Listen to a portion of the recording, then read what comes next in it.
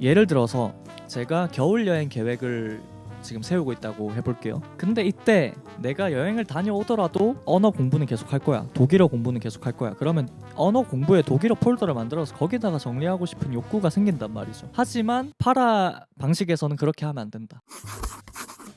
제가 메모 앱을 계속해서 갈아탔던 원인을 한번 분석해봤습니다. 1번, 나한테 꼭 맞을 것 같은 메모 앱을 열심히 찾는다. 2번, 메모 앱을 찾았으면 거기에 미리 여러 가지 카테고리를 나눠놓는다. 폴더별로. 3번, 이제 새로 메모 앱 찾았으니까 뭐 주간 스케줄도 넣어보고 여러 가지 아티클을 정리해서 메모도 써보고 미리 막 넣어놓는다. 4번, 메모를 일주일, 2주일 정도 막 여러 개 써본다. 5번, 메모를 쓰려고 하는데 이 메모가 들어갈 폴더가 없어. 그래서 폴더를 새로 하나 만든다. 6번, 그러니까 폴더가 점점 많아진다. 7번, 내가 지금 정리를 잘못하고 있나? 이런 생각이 든다. 8번, 작성했던 메모들이 어떤 폴더에 있는지 이제 알 수 없게 되기 시작한다. 9번, 메모 앱이 잘못됐구나. 내가 지금 잘못된 메모 앱을 사용하고 있었구나. 메모 앱 탓을 하기 시작하고 10번, 이제 새로운 나한테 꼭 맞는 메모 앱을 다시 찾기 시작한다. 이런 과정으로 저는 메모 앱을 한 5회 이상 갈아타왔습니다. 근데 이것이 메모 앱이 잘못한 것일까요? 그것은 아니라고 생각합니다. 여러분도 메모 앱 자주 사용하시나요? 아니면 직접 아날로그로 기록하는 걸 즐기시나요? 방법이 어떻든 기록을 사랑하는 우리는 책이나 인터넷에서 보고 읽은 그런 정보들을 나만의 메모장에 쌓아 나가는 것을 좋아하죠. 그리고 우리 계획이나 스케줄도 깔끔하게 관리하고 싶어 합니다. 우리는 보통 건강관리, 업무, 스케줄, 재테크 이런 식으로 주제별로 메모를 작성하는데요. 이런 방식에는 몇 가지 문제점이 있습니다. 1번, 어디로 가야 하죠 아저씨? 프라블럼. 메모를 하나 작성할 때마다 그 메모가 어떤 폴더로 가야 할지에 대한 문제가 발생을 하게 됩니다. 이 메모가 들어갈 폴더가 없으면 그때 폴더를 또 새로 만들고, 이 메모가 들어갈 데가 없으니까 또 폴더를 새로 만들고, 그래서 각각의 폴더에 메모가 한두 개씩 있는 경우가 엄청 많아져요. 그리고 또 새로운 메모가 작성이 됐을 때 그게 들어갈 곳이 없어져. 그런 부분들에 우리는 에너지를 쓸데없이 쓰고 있다는 겁니다. 2번, 이거 다 어디다 쓰지 프라블럼. 우리가 여러 가지 메모를 작성하고 저장하고 하는 거는 너무 좋습니다. 근데 내가 지금 작성했던 이 메모들, 그 메모가 언제 어떻게 사용될지에 대한 기준이 없다는 겁니다. 그렇게 시간이 흐를수록 메모는 점점 쌓이게 되는데 그 메모들이 언제 어떻게 쓰여야 되는지가 없다 보니까 점점 관리가 어려워지는 거죠. 3번, 이거 다 어찌 찾니 프라블럼. 이것도 2번하고 좀 비슷한데 폴더가 너무 많아지고 그 폴더 안에 들어있는 메모들이 언제 어떻게 쓰여야 되는지에 대한 기준이 없다 보니까 시간이 굉장히 많이 흘러서 내가 그 메모가 필요해지는 순간이 찾아왔을 때 정작 그 메모를 찾기가 어려워지는 상황이 생길 수가 있다는 거죠. 이쯤 되면 메모라는 게 우리가 정보를 관리하는 하나의 수단이 되는 것이 아니라 그냥 정보 혼란의 원인이 된다. 저는 그렇게 생각을 하고요. 이런 정보 혼란이 생기면 마감일이 임박한 프로젝트가 있을 때 더 심각한 문제가 발생할 수도 있겠죠. 이렇게 메모에 대한 회의감이 쌓이게 되고 메모할 때 불필요한 에너지를 많이 쓰게 되면서 메모를 점점 안 하게 되거나 아니면 지금 쓰고 있는 메모 앱을 탓하게 되거나 그렇게 되어버린다. 그래서 새로운 메모 앱을 찾아보기도 하고 어디로 가야죠 아저씨, 메모 앱을 어디로 어느 걸로 바꿀까요? 디지털에서 아날로그, 아날로그에서 디지털, 이 근본적인 방식을 바꿔보기도 하고 그렇게 하지만 계속 반복된다는 거죠. 저는 그래 왔습니다. 그래서 이런 문제들을 해결할 수 있는 방법을 하나 찾게 돼서 여러분께 소개해드리고자 하는데요. 그 방식은 바로 파라입니다. 파라는 생산성 전문가인 티아고 포르테라는 분께서 제시한 방법론이고, 이 디지털 세상 속에서 정보가 아주 범람하지 않습니까? 그것을 좀 더 단순화시키고 조직화시켜서 그 정보들을 우리가 정복해보자. 정보를 정복한다. 너무 말이 멋지지 않나요? 파라는 PARA 영어 약자인데 P는 프로젝트, N은 P는 프로젝트, A는 에리어, R은 리소스, 마지막 A는 아카이브입니다. 가장 먼저 P, 프로젝트인데요. 여기에 들어가는 메모들은 모두 그 쓰임에 대한 일정이나 데드라인이 확실한 것들입니다. 예를 들어서 제가 겨울 여행 계획을 지금 세우고 있다고 해볼게요. 그럴 때 겨울 여행 계획과 관련된 모든 메모들은 다 여기로 들어오는 겁니다. 촥촥촥촥. 그 내가 가려고 하는 나라에 대한 정보나 기초적인 회화 지식, 여행 루트, 맛집 정보 뭐 이런 것들 전부 다 이 폴더 안에 들어가는 거죠. 근데 이때 내가 여행을 다녀오더라도 그 언어 공부는 계속 할 거야. 독일어 공부는 계속 할 거야. 그러면 언어 공부에 독일어 폴더를 만들어서 거기다가 정리하고 싶은 욕구가 생긴단 말이죠. 하지만 파라 방식에서는 그렇게 하면 안 된다. 내가 그 회화 지식에 대한 메모를 하는 이유가 뭐냐? 독일을 갔을 때 쓰려고 하는 거잖아요. 그렇기 때문에 겨울 여행 계획 폴더에 들어있어야만 한다. 그것입니다. 이것이 핵심입니다. 두 번째, 에리어. 에리어에는 내가 지속적으로 관리해야 될 것들, 따로 데드라인이 정해져 있진 않지만 앞으로 계속 관리해 나가야 될 것들에 대한 메모가 들어가게 됩니다. 예를 들어 재테크, 건강관리, 취미 이런 것들이 될 수 있겠죠. 그리고 리소스.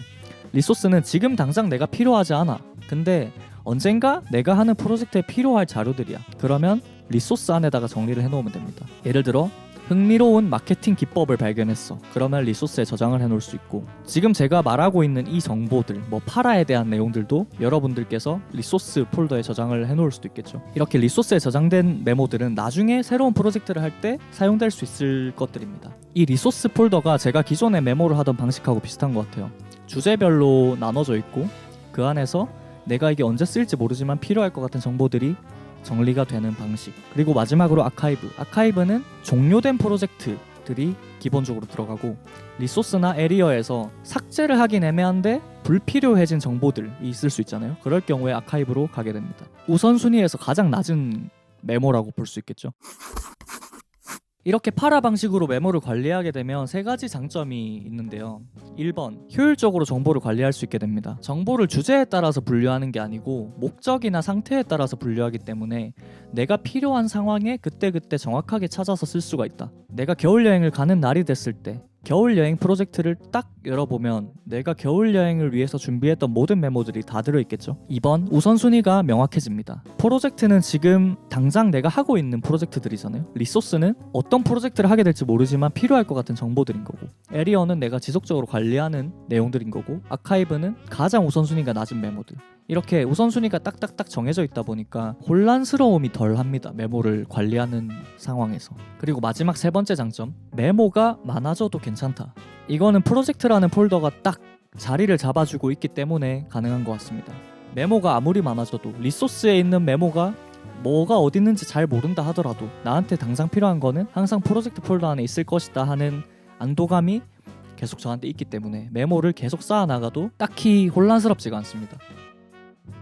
이 파라라는 방식에서는 Just in Time Organization 이라는 개념을 강조합니다. 이것은 그때그때 메모가 필요한 상황에 의해서 새로 조직화될 수 있다라는 건데, 프로젝트에 있던 메모가 에리어로 갈 수도 있고 리소스에 있던 메모가 프로젝트로 갈 수도 있고, 이런 메모의 이동들을 말합니다. 메모들을 처음부터 정리해놓고 필요한 위치에 탁 고정을 시키는 개념이 아니라 메모들이 언제든지 새롭게 조직화될 수 있다라는 겁니다. 제가 앞서 설명드린 예시, 겨울 여행 계획이 있었죠. 회화 공부를 따로 빼고 싶었던 그 욕망 있잖아요. 그것은 여행을 갔다 왔을 때, 그 프로젝트가 종료됐을 때 언제든지 따로 뺄 수 있다는 겁니다. 그런 경우 에리어로 빠지거나 또 다른 프로젝트로 시작이 되거나 이렇게 새롭게 조직화를 해주면 된다는 겁니다. 실제로 제가 파라 방식을 어떻게 사용하고 있는지를 좀 보여드리기 위해서 이렇게 화면을 켰는데, 일단 프로젝트 안에는 제가 현재 진행하고 있는 프로젝트만 들어가 있습니다. 지금 계획 중인 강의가 하나 있는데 그거에 대한 메모, 그리고 회사에서 진행 중인 프로젝트, 그리고 제가 또 내년에 결혼을 하거든요. 그래서 결혼 관련된 정보들이나 뭐 웨딩홀 투어 했던 거, 그런 내용들, 그리고 제가 하이고니 유튜브 하고 있는 거 기록을 하고 있습니다. 그리고 에리어에 보면 계속 지속적으로 관리를 해야 되는 것들이요. 라이프에는 뭐 습관 같은 게 있을 거고, 건강, 그리고 기록법은 제가 계속 유튜브를 할 때도 필요한 것이고, 내 취미기도 하고, 영화, 그리고 재테크 책, 이런 식으로 계속해서 쌓아나가야 할 것들에 대한 메모들이 들어가게 됩니다. 그리고 모바일이랑 모바일 에셋, 이거는 휴대폰이랑 연동되게 하는 앱이 있어서 그것 때문에 따로 만들어 놓은 거고요. 리소스에는 지금 당장 필요한 건 아니지만 나중에 프로젝트에 충분히 사용될 수 있을 만한 정보들, 유용한 정보들이 들어있습니다. 에러로그는 제가 개발자라서 지금까지 겪었던 여러 가지 에러에 대한 내용들을 정리해 나가고 있는 거고요. 하종곤 스크립트, 하종곤이 제가 항상 쓰는 아이디인데, 하종곤 스크립트에는 개발하면서 좀 유용하게 쓰였던 코드들이나 기술들 저장을 해놓고 있습니다. 그리고 마지막 아카이브에는 지금 당장 필요하지 않은 것, 근데 삭제하지도 않을 것, 종료된 프로젝트에 대한 내용, 이런 것들이 들어있습니다. 이렇게 관리를 하게 되면 어차피 내가 지금 당장 필요한 내용들은 다 프로젝트 안에 있기 때문에, 그리고 새로운 프로젝트가 시작되면 또 프로젝트의 폴더를 하나 만들 것이기 때문에 메모가 많아지는 거에 대한 부담감이 거의 없습니다. 그리고 또 프로젝트가 종료되면 아카이브로 보내고, 또 프로젝트 안에서 세부적인 내용들, 예를 들어서 제가 결혼을 했는데도 결혼 준비에 대한 내용을 계속 갖고 있을 필요는 없잖아요. 그래서 그거는 아카이브로 뺀다거나 아니면 결혼 준비에 대한 내용 중에 나중에 유튜브로 이 정보를 올릴 거다. 그러면 그 중에 세부적인 내용을 다시 프로젝트로 만들 수 있겠죠. 그렇게 관리를 해나갈 수 있다. 궁금한 게 있으시거나 의구심이 들거나 그런 부분은 댓글로 남겨주시면 제가 정성스럽게 공부를 다시 하든 뭐 다른 데서 찾든 해서 답글을 달아드리도록 하겠습니다. 이제는 정말 메모 앱을 갈아타고 싶지 않은 분들, 저처럼 오늘 이 순간부터는 하나의 메모 앱에 계속해서 정보를 쌓아나가고 내 지식을 쌓아나가고 관리하고 싶은 분들, 파라라는 방식을 한번 사용해보시면 어떨까요? 벌써부터 메모들을 막 새롭게 쌓아나가고 그것을 just in time organization 해나갈 생각에 설레지 않으시나요? 저와 함께 파라의 세상으로 떠나보시죠. 저는 기록을 즐겁게 만드는 모든 것들을 탐구하는 하이곤이었고요. 여러분의 구독과 좋아요는 다음 영상을 제작하는데 큰 힘이 됩니다. 그럼 다음에 만나요.